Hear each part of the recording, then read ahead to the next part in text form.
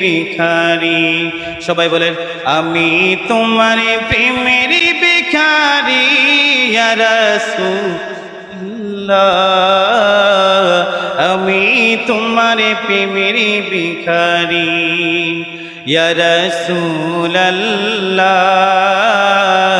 ইয়া হাবিবাল্লাহ।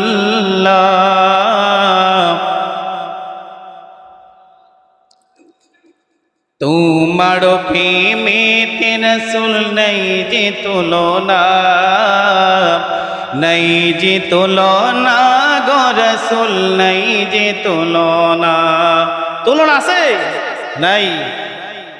তোমার প্রেমেতে রাসূল নাই গো তুলনা, নাই যে তুলনা গো রাসূল, নাই যে তুলনা। তোমার প্রেমে জিন্দা হলো উস্তুনে হান্নানা ইয়া রাসূলুল্লাহ, আমি তোমার প্রেমের ভিখারি। আমরা নবীজির প্রেমের ভিখারি যতক্ষণ পর্যন্ত না হব ততক্ষণ পর্যন্ত আমরা নবীজির আশিক হতে পারবো না। জোরে বলে সুবহানাল্লাহ।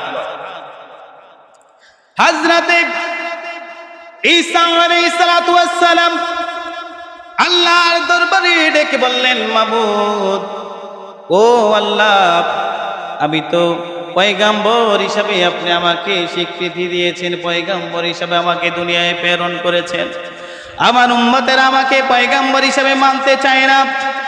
ও আল্লাহ, তারা বলে আমি যদি পয়গাম্বর হিসাবে তারা আমাকে মানতে চায়, তারা বলে আমি যেন একজন মৃত মানুষকে যদি আমি জীবিত করতে পারি, যতক্ষণ পর্যন্ত জীবিত করতে না পারবো ততক্ষণ পর্যন্ত তারা আমাকে পয়গাম্বর হিসাবে মানবে না।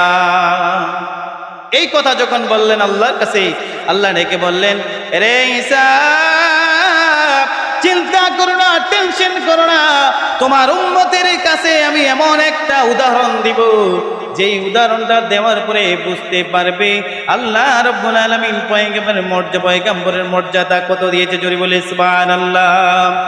ঈসা নবী একটা কবরের পাশে গেলেন, কবরের পাশে গিয়ে ওই কবরের মৃত ব্যক্তিকে ডাক দিলেন, এই আল্লাহর বান্দা, তুমি জীবিত হয়ে যাও।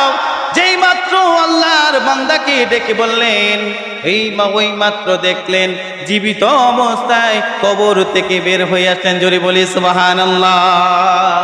যখন কবরের পাশে দাঁড়াইয়া ডাক দিলেন, এই মৃত ব্যক্তি, আল্লাহর ওয়াস্তে, আল্লাহর হুকুমে তুমি জীবিত হও, সাথে সাথে কবর থেকে জীবিত হয়ে গেছে। জোরে বলি সুবহানাল্লাহ। কি পাওয়ার ছিল!